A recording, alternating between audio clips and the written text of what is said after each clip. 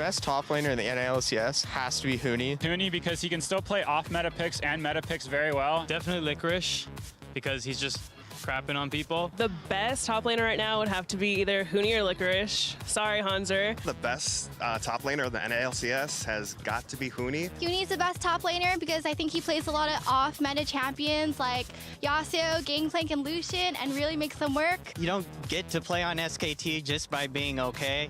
And honestly, he's trashing people on the top lane.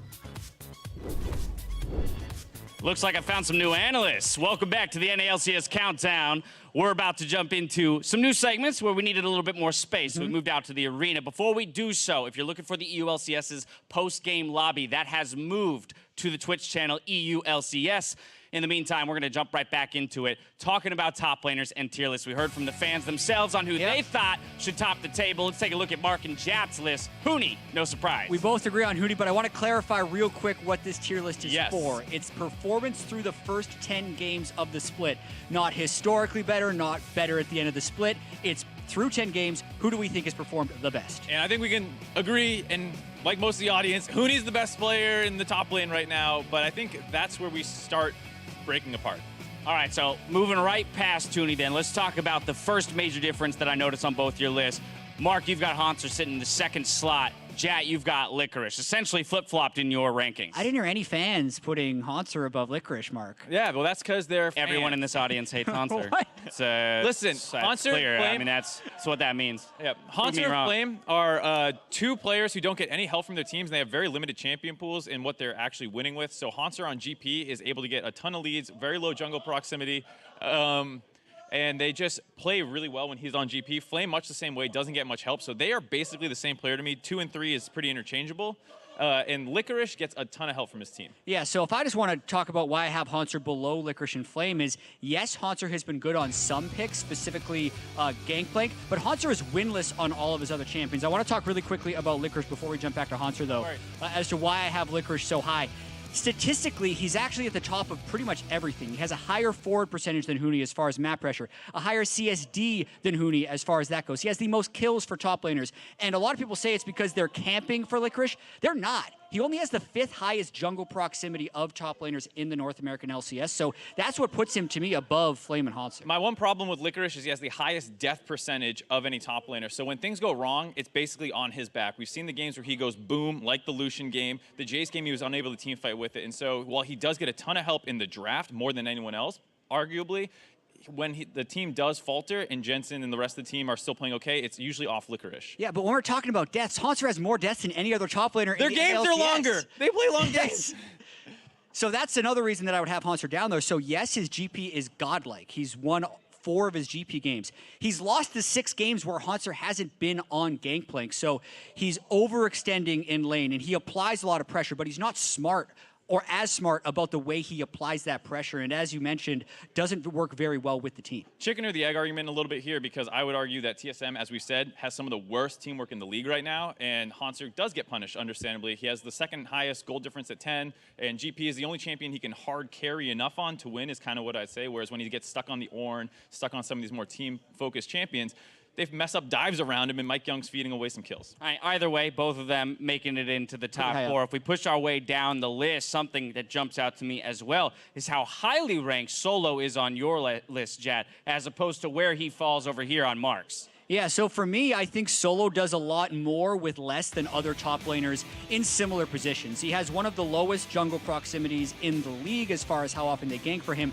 but he's still the only top laner to lead his team in damage percentage. He has the fewest deaths of all top laners in the league, and they've actually won 6 of 10 of their games, so he's not the reason for them to be losing, which I actually can't say about some of these other top laners, and he's had some pretty good games without help. And the reason I have him lower is because by most individual metrics, he's kind of far down that list in terms of CSD, XP differential, these kinds of things, and he has really low kill participation. 2nd lowest. The only person under him in most individual categories is Zig, and that's why I have a hard time bumping him too high up when it feels like he's more of an afterthought on his team. All right, one last guy I want to talk about here, Impact. This is a guy that, you know, on any other given month, we might be singing his praises and saying he's the best in the NALCS, but his entire history in this league has been one of peaks and valleys. You both kind of have him sitting in the middle to the bottom half right now. Yeah, you talk about the highs and the lows for him. Right now, he's somewhere on the lower end. We know that, like, in summer last year, he was struggling a ton, bounced back a fair amount. He looks better than then, but it's really not a great meta for him. He really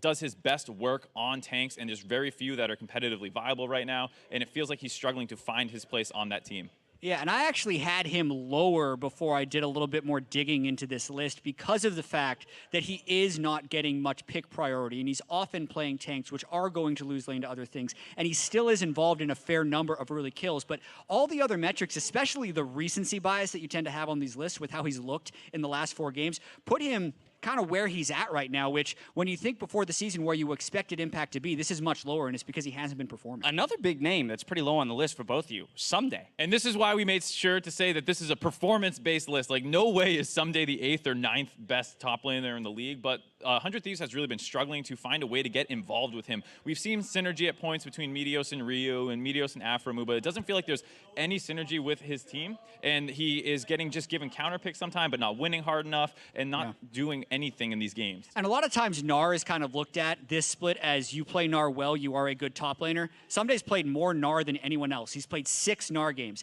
and he has the worst laning stats of all the Gnars in the LCS. So for a player who should be skill checking against the rest of the league, and you expect based on the name brand recognition that he will beat them, he's actually losing to all of them, which is pretty damning for a player of his caliber and his history.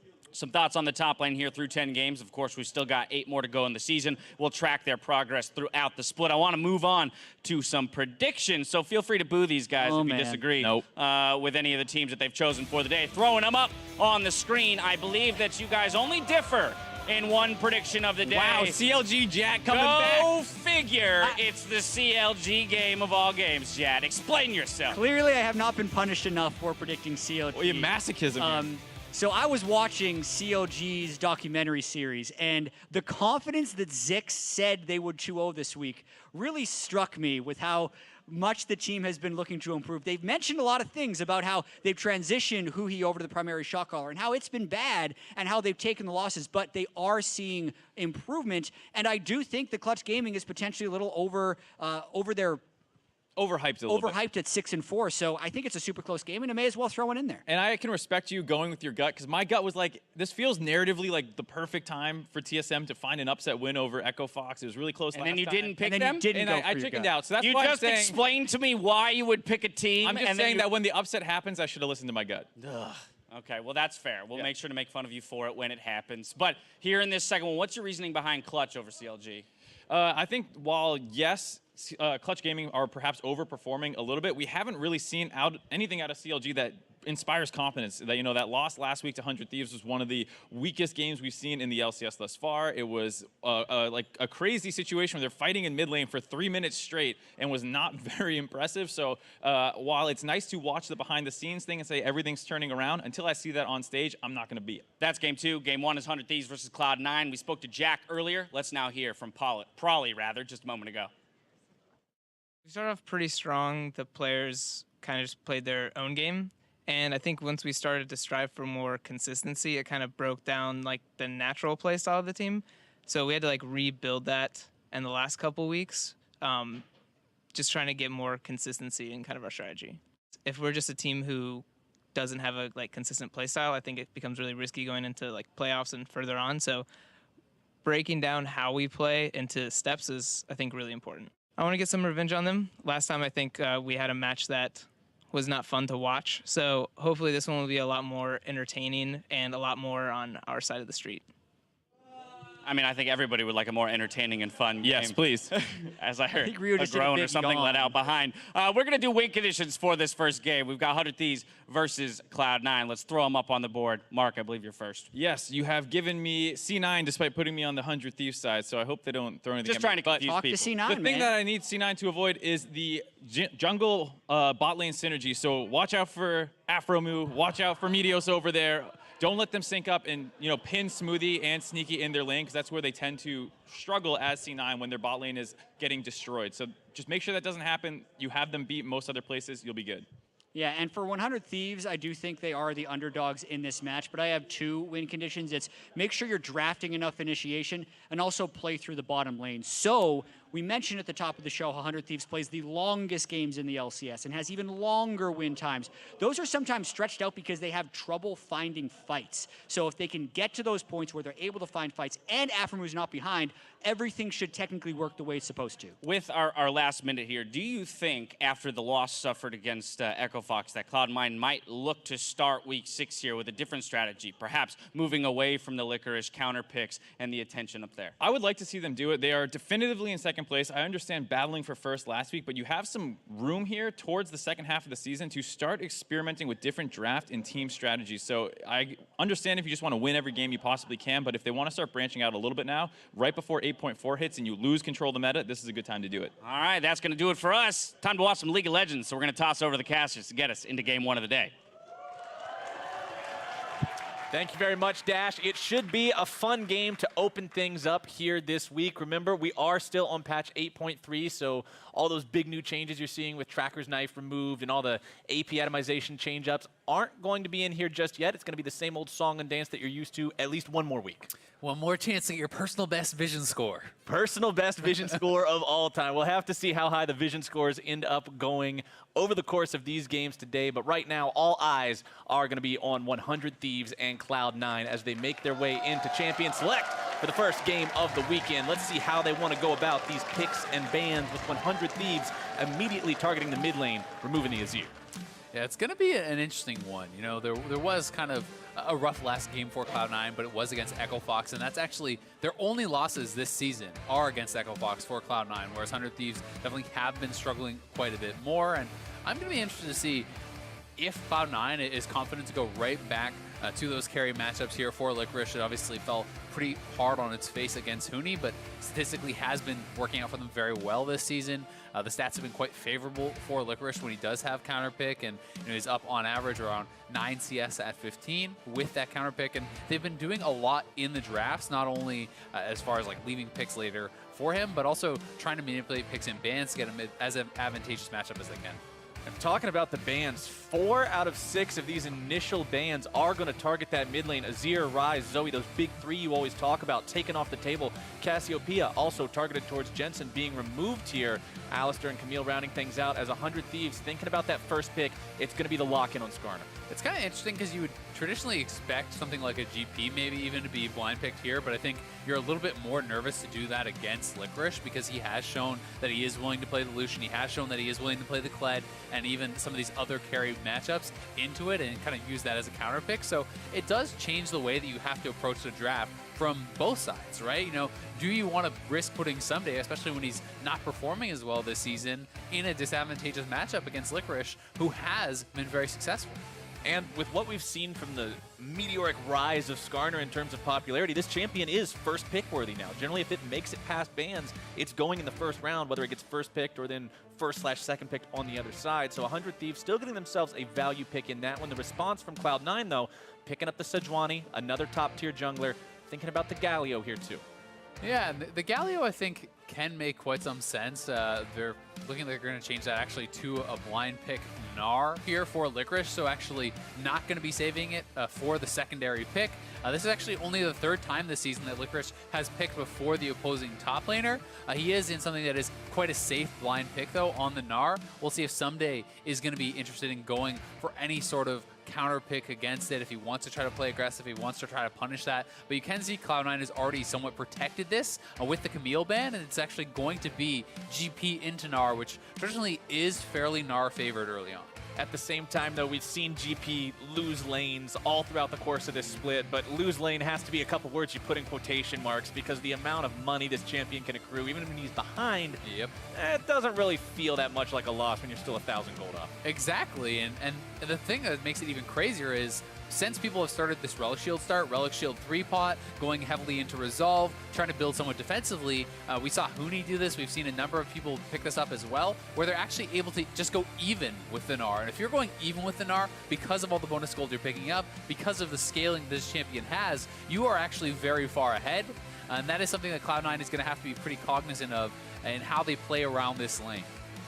Galio that was hovered by Cloud9 earlier going to be locked in by 100 Thieves, both seeing that their opponents were thinking about that and denying them away from it, as well as combining Galio with Skarner. You get a pull into an immediate follow-up. It's a super strong CC chain. Cloud9 will respond to that, picking up the Corki for themselves in the mid lane, which transitions us into the second part of the bans. And Corki, a champion who is going to scale very well into the later stages of the game, also lanes pretty favorably against the Galio. Galio, yes, you can obviously try to poke out and push out pretty heavily with your Q, but the cooldown in the early levels before you start picking up CDR is pretty high, and you can take a lot of damage from those auto attacks on Corki. And it's going to be more about getting out of lane or trying to pull off some sort of a gank, but in the actual 1v1, I expect it to be pretty favorable for Jensen. He should be able to get a farm advantage. He should be able to scale up pretty heavily, and Ryu's going to be having to make plays with Meteos, and that's going to be really interesting to see how they're going to be able to work together, especially if Meteos decides to go for something like the Predator, you know, utilizing that to try to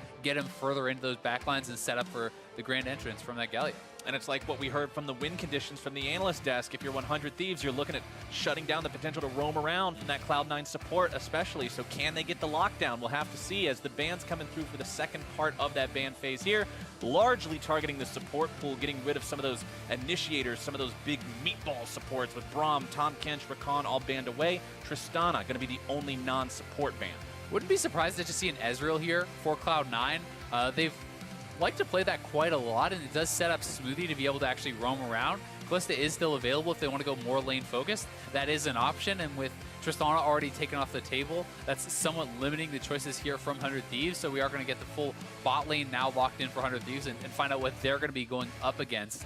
Then Cloud9 will save their last pick here for Smoothie. So Smoothie is either going to be able to pick heavily for lane and try to play a lane dominant style. We know Alistar is taken off the table. A lot of the tank supports that Smoothie does favor are already taken off the table. Yep. But there's still others available. And if he doesn't feel that he can play heavily for lane, he can always still look to roam. Well, let's see what 100 Thieves want to respond to that Kalista with. They grab themselves the Varus in the AD carry position there for Cody Sun. 17, 16, 15 more seconds to still think about that support they want to go for with, like you said, a lot of those tankier supports having already been banned away. And if they were to go for Taric, that would actually be all of Smoothie's picks from the season taken away. Taric is still available. That is the only one that he has played that is actually not banned right now because the Tom Kench is banned away, the Alistar, the Braum are all banned away. So certainly could be just going back to that Taric if he feels comfortable there. There's always the opportunity to go for something like a Morgana though, but I am expecting the Taric because he has been playing exclusively tank supports and can work pretty well here into this Thresh. And I mean, obviously it's worked out well for Cloud9 as a team. A lot of what our focus has been on talking about how this team succeeds has been on Smoothie, on support, and when you've got an 8-2 record to back it up, something about this strategy is working. It's clicking there for Cloud9. Rosters are finalized heading into this game with that Taric locked in. Now it's all going to come down to who plays it better, who executes right. Can 100 Thieves shut down that Cloud9 rotation machine, or is Cloud9 going to continue that streak of having only lost to one team in the entire league? This is going to be pretty interesting. I mean, there's a lot of playmaking, a lot of crowd control and follow-up CC here from 100 Thieves, and if they can find the right picks and burst someone down before the Taric ultimate comes down, before Cloud9 can stabilize in these team fights, I do think they have really good chances here, but there's always an opportunity cost. If you cannot connect that hook on the right person, if you cannot land all that CC and eliminate someone with the hook, and the ultimate coming out of Skarner and these sorts of things, you're likely not going to have enough follow-up damage to actually follow through and win a longer fight against the Taric and a Sejuani and this Gnar there in the front line with double 80 carry damage coming through. And you know, I'm also going to be keeping my eyes on the top lane in particular, especially after that discussion that we saw from Mark and Jad earlier about where they're placing everybody in terms of a tier list right now. Licorice, this guy that a lot of people had a lot of question marks about coming into this split, proven himself, done a lot of work so far in the top lane. Someday, someone that a lot of people were expecting more out of, who they're really saying, but when does he step up?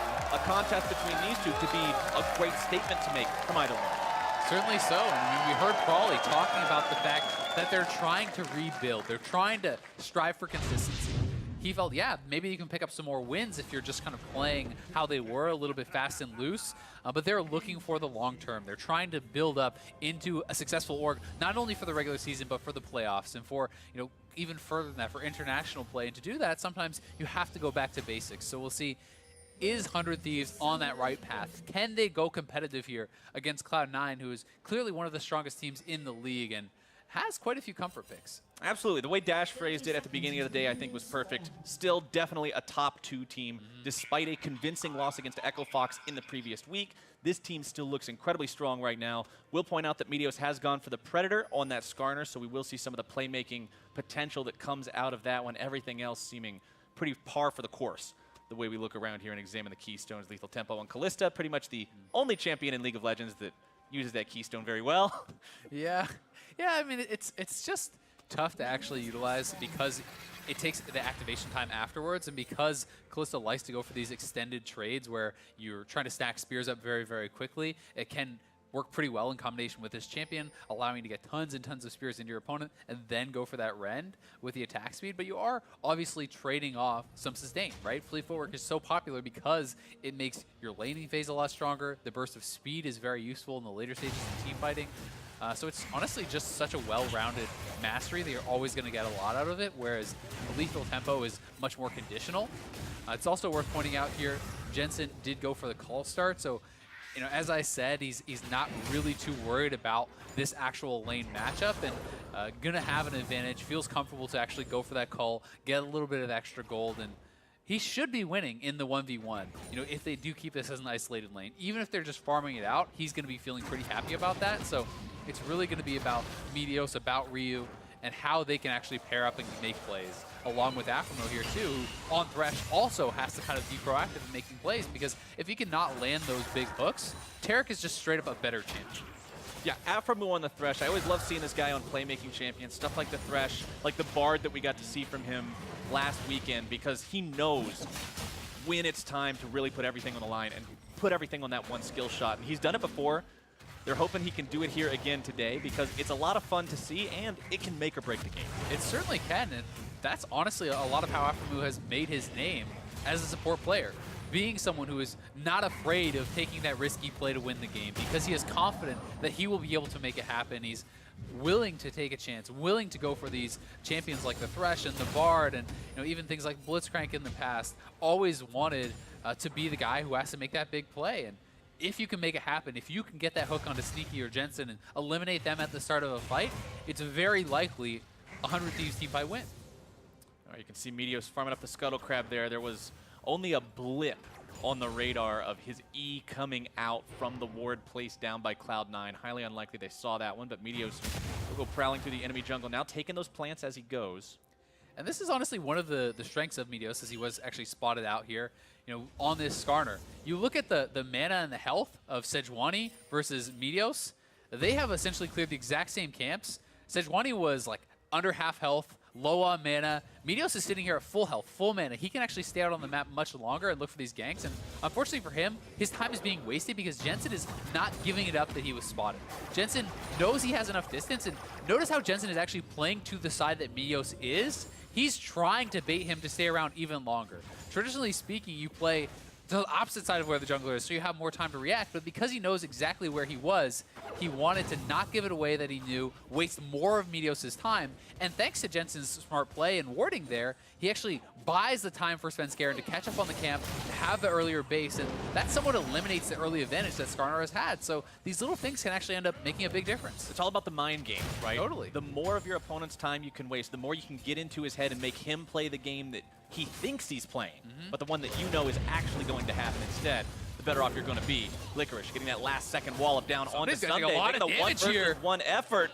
Airy gets proc Boomerang, not finding its way there. Sunday could have been in some serious trouble, but Licorice taking the edge. Yeah, I mean, if he hit that Boomerang there, there's a chance you can actually flash for the last auto and finish him off with that hyper proc, and doesn't quite hit it either way, you know, getting the early advantage, and it's a bit of an awkward timing there to base. Somebody will be able to TP back. Only going to lose a couple minions, but it's an advantageous base timing here for Licorice, and because of the fact that it's all pushed to his opponent's turret, he probably can just hold on to his TP and threaten to use that elsewhere on the map. Which can be a big advantage if the rest of your team decides that they found a great spot to force some kind of a fight once we hit level 6s here in bottom lane. But instead, it's going to be stuns coming out, Ignite going down, Aframo flashing away, still in some trouble here. Barely hobbles out with a little bit of HP remaining. Sneaky and Smoothie get themselves back. Svenskeren hanging around bottom side as well in case Meteos would show up. He's not on this side of the map right now, though. We'll have to see what exactly Cloud9 wants to do here. They know that there's no flash available onto Afro. Aaron coming around. They want to dive this one. Stun comes in. Svenskeren looking to lay down the CC. More damage going to be poured into Smoothie here. One more turret shot will take him down. It's first blood over to Sneaky, but it's 1-for-1 so far. Svenskeren barely getting himself away from that one as well. Yeah, a bit of a messy dive, giving up the kill back, as Meteos will be able to stop Jensen's base here. The big thing, though, for C9 is that Sneaky got the kill, where Afromu got the kill, 400 Thieves, and it's first blood going to Cloud9, so certainly still in their favor, but across the map, they are down a little bit of gold thanks to a farm advantage here from Meteos and the Gangplank passive, and Meteos is spending a lot of time around Jensen here, and it's actually a 3-man play in the mid lane. Flash into the taunt will force the flash away from Jensen, so summoner spells burnt by both mid laners there. But yeah, Meteos' investment into this mid lane, we've always historically talked about Jensen being big in the mid lane, but let's take another look how this play happened bottom. Yeah, and here's this play again, exactly. It's warded out, Afromu gonna get caught. One Ignite expended to get the flash and the heal. This prompts them to move down and actually look for the dive, feeling confident that they can actually burst down Afromu here, but it takes them quite some time to actually finish him off. They start up with the Bastion, putting that over on his Svenskeren. They're able to land the stun. It's Smoothie that pulls aggro here, but the Flay pulling him in, he's not able to actually get out of turret aggro in time, taking perhaps another shot than he would have wanted to. Either way, first blood did go to Cloud9, and Sneaky's the one with the kill, so 80 carry advantage is going to be on their side, but Meteos down here looking to change that, has no Predator available because he didn't buy boots, but he does have level 6. Level 6 with Flash. This is very high chance of being a kill if they can manage to bait this correctly. Skarner Flash ulti, one of the most effective tools in the game for starting something off, getting that pick. Especially when your opponents haven't even had a chance to buy QSS yet. Here we go. This is going to be the play attempt, the suppression into the damage. There you go. Goodbye, Sneaky. Meteos grabbing the kill onto his old teammate. Yep, nothing Sneaky can do about that setup. Just well done, honestly, by 100 Thieves with the ult timing. Someday a bit of a whiff. Doesn't even actually get an assist for his Gangplank ultimate. So that's honestly too bad because it actually does expose him to a potential dive a lot more. Svenskeren is trying to get a little bit of something done here on the top side of the map. They're going to try to take away the blue buff and give it over to Jensen. They will be able to do so. I've got to say I am kind of surprised by the delay on boots, though, for Meteos. Generally speaking, I feel like Predator is most powerful, actually, to enable you to do things pre-6 that you would otherwise not have been able to do, right? Especially on Skarner. Exactly, because Skarner on the pre-6 Yanks is usually pretty weak, but a good example is, despite it was actually a loss last week, some of the effectiveness that Mike Young had around mid lane on Skarner in the early levels, able to pull off multiple ganks in the mid lane, helping out Bjergsen, forcing out summoners, and Predator can enable you to do that pretty heavily, but likely going to get his boots now on base, and we'll see if he can get out on the map and make anything happen with that. Nice early first Drake coming out from 100 Thieves there as well. A lot of times, if it's not Infernal, you see these first Drakes lasting somewhere between the 15 and 20 minute mark, but 100 Thieves picking up that first one for themselves, not even 9 minutes into the game, means we could have quite a few elemental Drakes taken this game as Zale, as Licorice continues just applying the pressure here in the top lane, but some days staying close enough in farm that he's not falling behind because he's Gangplank. Yeah, definitely so. And I agree. I think it was a smart choice. Also, they knew that Svenskeren was on their blue buff, so not only did they get the dragon, they counter-steal the blue. So really there was no advantages gained there from Cloud9 because they get the kill, they trade blues, they get the dragon, give up a bit of farm time taking down that dragon, so actually immediate gold value, it's not really worth it, but obviously as far as the power that it's going to give you later on, to be able to take up follow-up objectives, to be able to perhaps get some split push damage down on turrets and things like this, can be quite valuable, so things looking pretty good so far. One thing I want to point out that Meteos is doing while taking these Krugs on the Skarner, using the Smite on the Krug camp is just about the best use of that you can get when you are playing Skarner, because it is the only camp in the jungle that you can't manage to fight in the Spire buff. You get so much attack speed and so much mana regeneration from every other camp that you're fighting. Krugs just feels really bad, so making sure that you've got the Smite for that to speed it up really helps out with that one. Meteos just maximizing that farm like you were talking about earlier, Azale. Skarner pretty much made for it, considering being in the Spire gives you blue buff level mana regen. He can just move around all day, spam shields to keep his health up, always has free mana. Your damage abilities are all AoE, right? Your E and your Q are both AoE, and you'll be pleased to know he is maxing E here as Tank Skarner. Which is the only way to actually do it. If you max Q on not Warrior Skarner, you need to reconsider some things, my friend. There you go. So a plethora of Skarner tips here. Oh, we got them for days and days and days. But for now, it's 100 Thieves finding themselves just a few hundred gold behind Cloud9, despite the fact that they've got the Gangplank, despite the fact that they've got the kill lead. It's the farm when you look at the mid lane, the Corki compared to the Galio. Even in the jungle, 79 on the Sejuani compared to 67 on that Skarner. So farm advantage is coming up for Cloud9. Yeah, and the fact that Jensen has already cashed out his cult, right? This is a very quick cult cash out. He started with the item. He's at 115 CS at 1045. He has his package available here. They're looking to threaten plays on the bottom side of the map, and gonna go on to Ryu. It's some lockdown onto Ryu there, but he manages to buffer it away with the Justice Punch. The classic Tristana interaction on Galio instead this time. Doesn't work out, but I still like the fact that they're pressuring into the jungle with the package. All too often you see people pick up the package, they walk back to lane, they kind of strafe around, and then they just use it on minions, right? Yeah. Because you know that you have basically get out of jail free card with the package, always invading into your opponent's jungle, especially with your jungler, makes a lot of sense because you can go in very aggressively, you can look to get vision. If someone's out of position, you can maybe get a kill. Worst case scenario, it's a situation like this where they get a couple wards down, they clear out a pink, and there's nothing really lost, right? It's not a big cost, and you always know that you're going to be able to get away if they go for it. Right, that safety is the biggest part for me. You can't be interrupted while you're using it to get yourself away, so you have the ability to really flex those muscles and move up and make a play that you otherwise couldn't. So I agree. I like that from Cloud9, really getting the most out of that.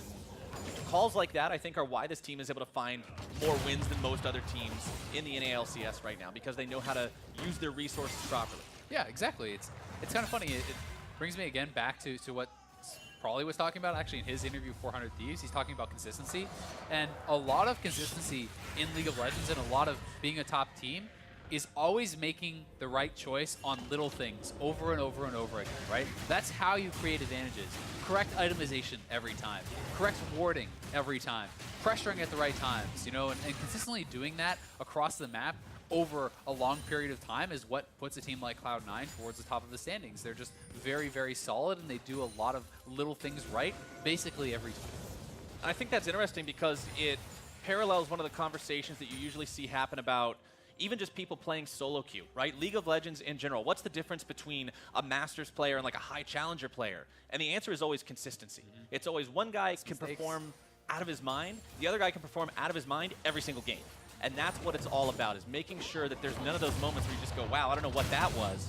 You need to be able to consistently repeat success. And Cloud9 very, very slightly ahead still in this game, 13 minutes in. It could go either way, though, and that means that any sort of fight that breaks out could be the one that decides the momentum of the game going forward from there. You can see a lot of bodies grouping up around this bottom part of the map. The Drake spawning in 1 minute seems to be a point of contention here as both teams thinking about the value of that as the game goes on. Certainly so, and there's positives happening right now for both sides, right? Jensen has started with a cult, greedy build, he's up 20 CS, he's scaling very well, great. That's looking really nice for Cloud9. But then you look at 100 Thieves side. The Gangplank is farming and holding his own pretty well here. He's going to be scaling up very well, and you know, as far as the gold advantages, he's actually ahead on gold because of his passive and farming up there. And then you look at the bot side. Cody's son has his Rage Blade complete, whereas Sneaky is still on pieces and doesn't have his Blade of the Rune King, so that's a point of strength again for 100 Thieves. So both teams are going to have to try to play around their power points, and it's part of the reason that Meteos was putting so much time into focusing mid lane here, because he was trying to hold down a point of power for Cloud9 and stop Jensen from accruing this advantage. But now that he has it, you have to respect it, you have to move around the map and really think about where are they stronger, where are we stronger, can we fight, where can we fight, and all these sorts of things are kind of coming into play. You are seeing that Drake spawn right about now. Control over the area being exercised by 100 Thieves. Meteos on the Skarner can actually solo this very easily. Once Skarner has a completed jungle item, you can solo any kind of a Drake, except maybe Elder. Ryu throwing the Winds of War back towards Jensen. I hope you have your jungle item by the time Elder. Yeah, I would hope that by 35 minutes into the game, you've got the jungle item completed. Got some other problems. Might have some different concerns if that's not the case, but 100 Thieves moving on to the Drake. Will Cloud9 contest this one? Been scaring back and away, deciding they're going to force the fight a little bit elsewhere. Meteo's going to be saved for now by Ryu's heroic entrance. Ryu grabbing the kill onto Jensen to start this one off, trying to get himself away. Barely going to be creeping out until they're able to grab the kill. Someday coming in the TP behind enemy lines. Cloud9 sandwiched in the middle of everything. The hook will shut Licorice down as Sneaky now going to be double killed. 100 Thieves trade away their mid laner, but they get 3 in return, and they're back onto the brink. Hey, they knew they had the stronger bot lane at that point. Sneaky had not been able to go back to base to actually buy his Blade of the Rune King. He has it now, but that was a Rage Blade versus just the pieces and getting those hooks onto them, high variance, but they make the play happen. And Speaking of hooks, Aframoose sets up another right under the mid lane tier 1. 100 Thieves are on fire right now. I mean, Cody Sun has just picked up so much gold in these last couple minutes. They knew he was the stronger AD carry at that point. They fought heavily around it. Afro hits the big hooks. I mean, Licorice was on the verge of going mega and maybe trying to turn this fight around, but here it is once again.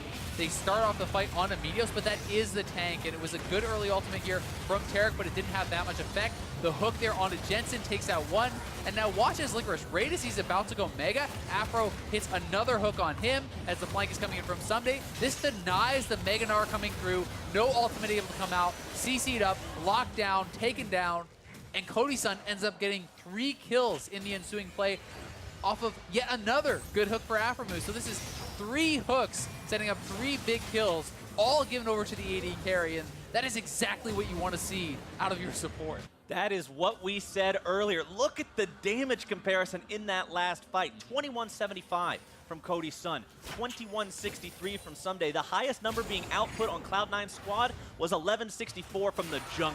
Yeah. And I mean, that's because Jensen got hooked up, he died immediately. Licorice hooked up, dies before he can go mega. And then everyone is piling in on Sneaky, and he didn't really have much of a chance to actually fight back. And, you know, that's where you kind of have to ask yourself, for Cloud9, should they have been fighting for that dragon in the first place? Yes, it was a mountain dragon, it's pretty strong, but you're fighting against a Rage Blade Varus, and that's what can happen. Oh, Sneaky, this is not a situation you get yourself out of very easily. Another Skarner ulti to seal his fate, but mid lane, it's going to be Ryu in some trouble. Now Spin Scarin trying to help Jensen get this kill, but Ryu tanky enough to get away from that when the Abyssal Mask doing a lot of work against those magic-dealing champions there. First turret now also going the way of 100 Thieves. Yeah, I mean, you fought a Varus where he's stronger than your Kalista. You know, he was not ahead from the laning phase, and now Cody Sun is just off to the races. He's getting so much gold. They gave him solo gold, I believe, on that turret even. He's gotten 4 straight kills. He's gonna have another item when he bases it. He could go for something like a Wit's End if he wants. He could go, you know, another route. And yeah, there's his completed Wit's End. Sneaky is nowhere close to a second item here, is likely going to have to take a detour to get a QSS as well, because he's getting picked on by Medios and these Skarner ultimates, and that simply means there's going to be very little damage output from the Kalista here on Cloud9, and you can fight so heavily now around Cody Sun. Like, your game plan becomes incredibly clear, right? You simply say, protect Cody, keep him alive, we win the fight. I mean, 100% kill participation, 4 kills, level 11. This is just absolutely frightening from the 100 Thieves AD carry. They are only up 2,000 gold overall, but when where the gold's concentrated. Yeah, the gold is all in the right spot. 2,000 gold in the right spot can be as valuable as 4,000 gold randomly scattered around different places. You can see that 8,300 count he has, the richest person in the game right now, and I want to give credit where it's due as well, because we were talking about how Someday hasn't sort of lived up to the expectations that a lot of people have had from him, but currently in this game, he's been doing a great job. Yes, he's behind in farm, as would be expected against the Gnar, but he's up over 1,000 in terms of gold just because of global advantages and being gangplank, and he's doing his job, which is what you want to see from him as this game transitions to the mid-game phase. Yeah, it's definitely the case. I mean, it's not like he played incredible in lane, he's not even on farm, and nothing like that. Jensen does have package, and we'll have to use it. I mean, this is a Predator Skarner coming in, but he's pretty comfortable that he can back away either way. You know, yeah, he played a solid lane phase.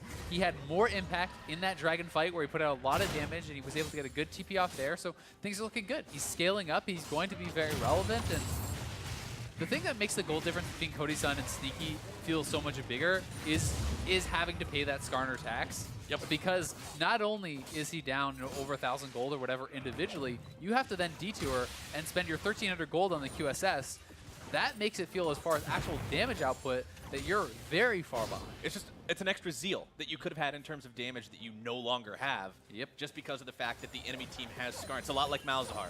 These purple suppression champions cause everybody so much trouble, but I would much rather see somebody build the QSS against it than go 4 items into the game and still have no QSS and just lose because you got one. Definitely so. It's not me saying that he's making the wrong choice. It's just, hey, it feels bad as far as your actual damage output, especially when there are going to be multiple, you kind of frontliner, so to speak, in your face. You have to punch through this Galio, who, although he is going AP, is going to be still fairly tanky because of this kit. It's going to be a full tank Skarner. There's going to be a Thresh in your face, and you have to deal with this triple melee that's up in there. And you want to be building things like a Hurricane against triple melee. You want to be going towards a Bloodthirster so you can be in their face and tanking through it, but it does become very, very difficult. And especially when you look at this comp, I mean, you've got a Corki, you've got a Kalista, but support, you've got Tarek. Jungle, you've got Sejuani. Top lane, you've got the Gnar hook. Down onto Sneaky. Meteos coming in from the side, looking to find himself a value pull. Sneaky barely going to be able to get himself away from this one. Meteos dropping the pull down onto Svenskeren, bringing him into the middle of the entire of the team. The Winds of War come out. Licorice jumps right back in, looks to flash into the Mega Gnar. Wallop comes down onto 2, but the follow-up not immediately there. Another nice pull, this time onto Svenskeren, looking to seal his fate. Smoothie now in the front line as Ryu flashes over the wall, barely going to be kept alive. A double kill for Cody, looking to make it 3. He's got it, 100 Thieves. Another big fight. Yeah, Cody-san gets 3 more kills. Great. Cloud9 is getting a little bit of damage out there. They're punishing some of these members, but Cody-san was untouched throughout that, and Licorice flashing in when your AD carry is so incredibly low. As Mega Gnar expires, you stun a couple members up, but where is the follow-up going to come from? It seemed like a very ill-advised fight from Cloud9. And yes, they were a bit behind, but it was not out of reach. And this may have put it out of reach, right? You gave over 3 more kills. You gave over the Baron. Cody-san is going to base with another full item to buy, and they're going to pick up more gold on the map, and the Infernal Dragon is there. And this just did not seem like the fight that Cloud9 wanted to take. So here is the initial play. Aframu finding another big hook. He has been outstanding this game, but at this point, how is Sneaky supposed to enter the fight? Licorice is coming in as Mega Gnar expires. He flashes forward to get this stun. Look where Sneaky is. Sneaky is recalling back in mid lane as that happened. And that, to me, speaks to a lack of communication happening there. Just now, Sneaky enters the fight, but the fight is already lost, and really, what can he do from this low health? There's nothing there. And that really was just a poorly orchestrated fight from Cloud9. They gave that one to 100 Thieves, and now 100 Thieves are firmly in the driver's seat. They get the Infernal, they get the Baron, they have everything they need to push forward and close this game. 5,000 gold up. You've got Gangplank sitting pretty in the side lane. Everybody else moving up as 4, or rather as 3. And I like what you saw from Meteos there, hanging out in the wings, doing what you want to do on that Skarner, bouncing back and forth between the lanes, seeing if there's a pick you can find, because that just means you're going to snowball this game down that much faster. Tier 2 falls on the bottom side, brings the Thieves up to a 4-1 turret lead and a 7,000 gold advantage. And 7,000 gold before 23 minutes is an outstanding advantage. And the gold for the AD carries is expanding more and more and more. Almost 3,000 gold now ahead for Cody-san. He didn't have to make that pit stop for the QSS. So as far as actual raw damage output, it is a massive, massive difference. Meteos is looking for the flash. Wow. Meteos going in, he gets shoved back, but he brings Svenskeren with him. That tank is not tanky enough. That is one of the worst things that you can do sometimes, is knock Skarner away when he's got the pull down, because it takes your teammate with him. Yeah, and he just take out Svenskeren. I mean, that is a flash ultimate on your tank. When Skarner can flash in and take away your tankiest member and kill him, that is going to feel really, really bad. That just shows you how big this gold lead is, and Cloud9 cannot do anything about this. This is going to be an inhibitor here for 100 Thieves, and we'll see where they're going to go now after. They can head down to bot lane and continue to push, but they just want to go back to base and spend up the gold because they've accrued an even larger lead. 100 Thieves feeling really good about that. I actually don't know if that was a knockback on Skarner or if he managed to take the Thresh Lantern somehow, but either way, the Skarner pull, when your team is so far ahead that you can pull Sejuani and then just pop him. And we'll be able to watch here again. You know, not able to get Sneaky as the QSS, goes straight there for Svenskeren. It is actually a lantern. He takes the lantern and it pulls. That's what it was. I thought, as soon as I saw it, I thought, wait, was that lantern? I was like, no, it had to be Mega Gnar or something, but that was lantern. That was really good. I didn't even know you could take the lantern while you had someone ulted. I'm pretty sure there's a weird wonky interaction with it where it works sometimes but not other times. Might be a timing thing where like you're not really supposed to, but if you do it same time thing, kind of like this is the one Skarner thing I actually don't know, because I just take the cop out and say it's a Thresh thing. It's not a Skarner thing. So yeah, I actually can't give you a 100% yes or no on this. I'll give you half grades. All right, cool. I'll just go for the half grade, then I'll take it. But 100 Thieves now, they're not going for any sort of half measures in this game. They're up so far. They've got the mid lane inhibitor down. They've got control over the entirety of the map, wards in the enemy base. Someday we'll continue to pressure bottom side as everybody else moves top. And they have double Righteous Glory. That is so much engage power here from Meteos and Aframu, who are going to be looking to start the fights. They're trying to stay proactive.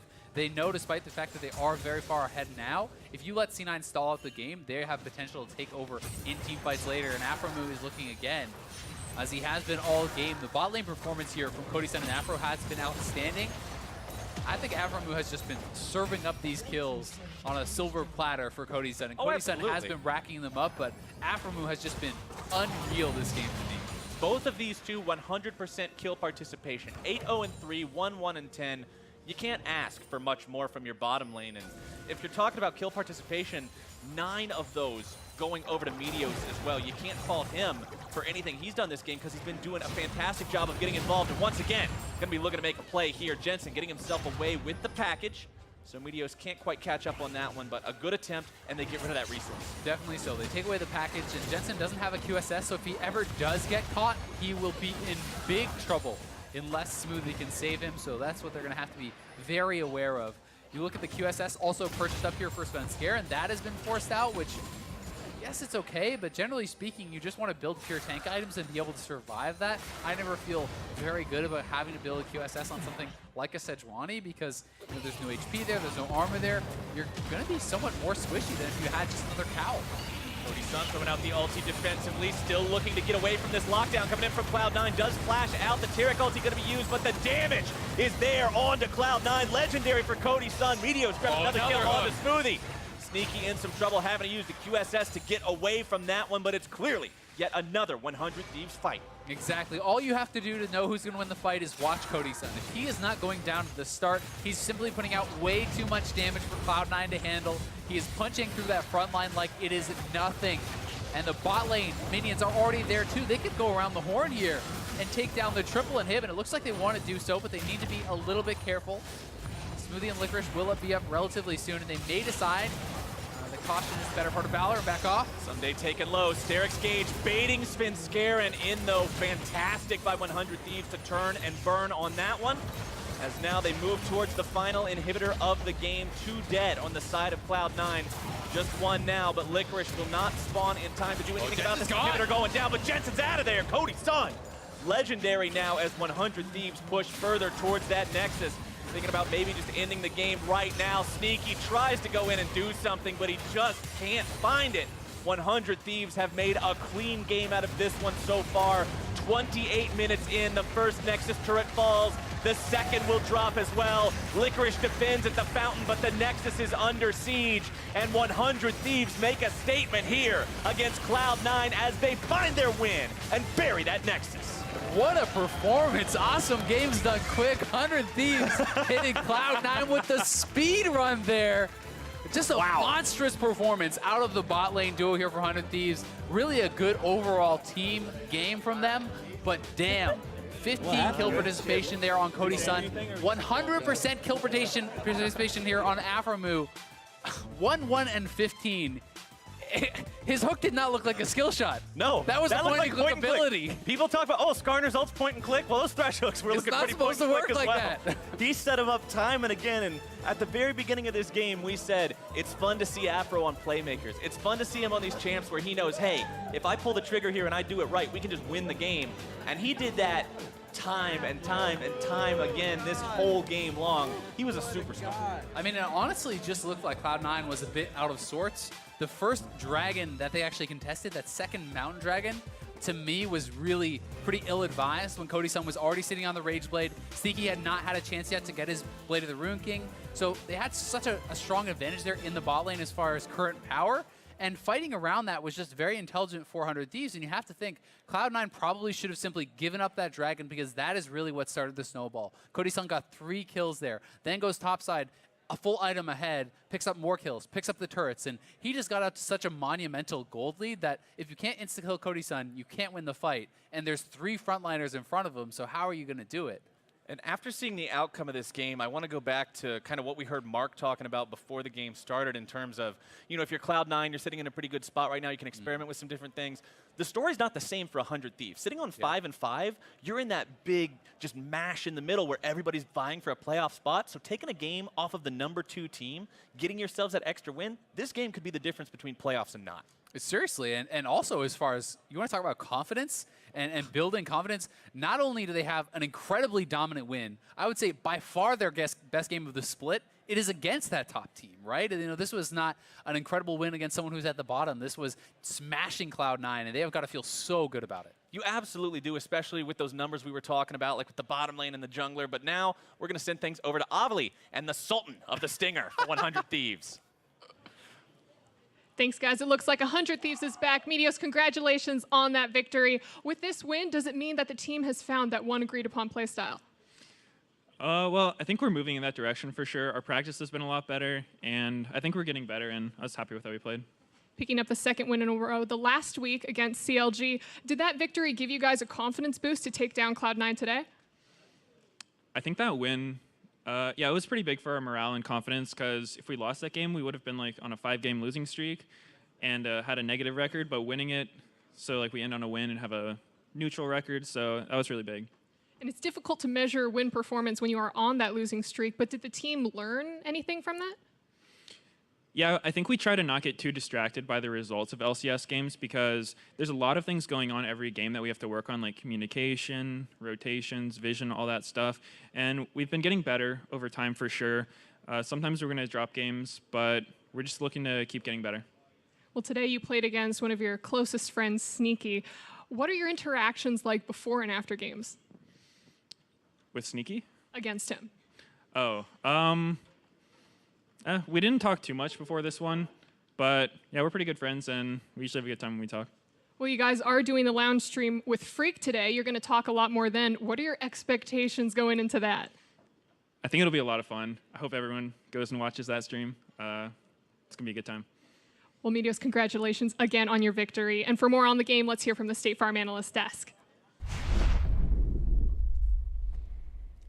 Thank you very much, Avali. Meteos thinks you should tune in. I know you should tune in to that stream because it'll be a ton of fun. I talked to Meteos before the game. I was like, how are things going? He's like, we're turning things around. Practice has been great this week. And I was like, great enough to beat C9? He's like, C9's a pretty good team. And then they beat them. And then they crushed them. You didn't tell me. Why, Meteos? If you knew. What is going on in the NALCS that every time we begin to discuss that things may have settled and fallen into place and the hierarchy's established and these teams are starting to, turn bag into pumpkins, or everything is just turned on its head. This was a crushing game, a crushing victory for 100 Thieves over Cloud9. It's not like it was played incredibly close from start to finish. Yeah, I would say there were some very close team fights in the mid-game, and both teams were actually playing around the win conditions that we kind of set out. Both teams were trying to gank bot line very frequently, and 100 Thieves, they drafted enough initiation so when they got an advantage, they could hammer it home. Yeah, Mark, let's talk about this draft a little bit, because I know when we talk about Cloud9, so often we go to the top lane, we talk about the resources funneled into Licorice, the counter pick opportunities. This time around, Gnar picked up Blind. Right, but it's still a draft, kind of focus here. I would not say, C9's experimenting like we said they might be able to do. They banned Camille, one of the only counters into Gnar. Someday plays 6 games of Gnar, and GP is up. So when you take Gnar, Someday's taking GP. So they reached for that pick to get that matchup, because if they wait, maybe Someday takes Gnar, and then Licorice doesn't play GP as far as we can tell. So this was still a clear draft focus on getting him a winning matchup. Just because it wasn't a counter pick doesn't mean this wasn't what they knew would happen. Right, but when it came to the game, those win conditions we laid out, Jet, was a ton of focus around the bot lane. How would C9 deal with the jungle support duo from 100 Thieves making their visitations down to the bot lane? And they tried to punch him really early on, but I think they may have overestimated their damage here. There's 3 level 4 people and nearly a full health Thresh who still has Lantern up, so it took him a really long time to kill. I don't really see see a situation where they can cleanly play that dive and not trade 1-for-1. And then because they burned all their summoner spells there, it made this return Skarner Lantern game kind of the reliable thing that's able to take down Sneaky. And so while they did avoid the first blood attempt, it was a 1-for-1, and then the regank happened like Jat said. So they were playing to that win condition of making sure that they limited C9's bot lane. And then on the top side, yeah, Licorice was winning, but he never got any help this game, which is one of those things that we say, it feels like you need to give Licorice help to have that win condition come true. Right, and at the end of the day, you can play towards your win condition 100%, but once you get to that mid game, once you get to those team fights, sometimes the win conditions go out the window, and it's just about who's playing better on the day, who's executing better in that skirmish. And 100 Thieves outplayed C9 in a number of team fights. This one, credit Aphromoo and Meteos for changing the fight. Watch that hook. Aphromoo hits onto Jensen, which is chained into the Skarner ultimate as Meteos was running away. Many people would have expected the Skarner to flash backwards, not sideways, so that in itself caught them off guard. Another and then crucial the continuation of the fight, another crucial hook, also late heal by Sneaky would have allowed Licorice to pop Meganar. Those little things, Jensen getting hit by the hook, also not healing on the Callista to the Gnar, made a huge difference in the course of the game. Right, you heard Azael talking about how there was the item advantage. That was still a winnable fight for C9, but 100 Thieves and Afro just played it so well. Yeah. It's so easy to throw that hook into that fight where it's like, they're initiating on my tank, I'll try and help him out, but he saw Jensen isolate off on the side and went for him and kind of refocused how that fight was going for 100 Thieves. Even after that, it's a 4v4 because both people lost members. And then he hits another hook, like Jat said. And it's just such a great fight out of him. And Afro, 100% KP as well. So it wasn't like he stopped there. Of course, this is just the first game of the week for both these teams. Tomorrow, 100 Thieves has FlyQuest, Cloud9 has Clutch Gaming. We're about to see Clutch go up against CLG in just a bit. But 400 Thieves, having broken that 4-game loss streak last week with their win over CLG and mounting another win here against the second team in the league. You know, how are we starting to feel about this team and what they're showing us just in these most recent games in terms of improvement and moving forward? Meteos said they had a good week of scrims, but not all their problems are solved. Yeah, I can tell by Mark's facial expression that he is not sold. Well, no, I just don't know what to think anymore. We've been burned by this team before because I had medium expectations at the start of the year. They jump out to 4-1, beating some big games. They lose 4 in a row. They have an underwhelming game against CLG. But I'm just thinking about their mental game right now. Right. Not because they beat Cloud9, but they're on Cloud9 right now because I felt like coming into the day, they were lucky to be 5-5. And they just smashed the second best team in the league. So they might just be thinking, man, we just got away with sucking for a couple weeks and now we're great again. Like, it's amazing. It's an amazing feeling when that happens. Story of my solo queue career. I think they're just a very emotional team potentially because when they were losing, you heard Meteos in his interview, then what Azael referenced also at the top of the day. Oh, we just like, no one's on the same page. It sucks. They say they have a good week of scrims before the games and they smash people. So maybe it's just the kind of thing where ask them how their scrims went and then I'll tell you how good they're going to do that week. All right, things are starting to fall into place for 100 Thieves, perhaps. It's time for a quick break. When we return, Counterlogic Gaming hope to take down Clutch Gaming. See you here after the commercial. Please. What do you mean, oh, go?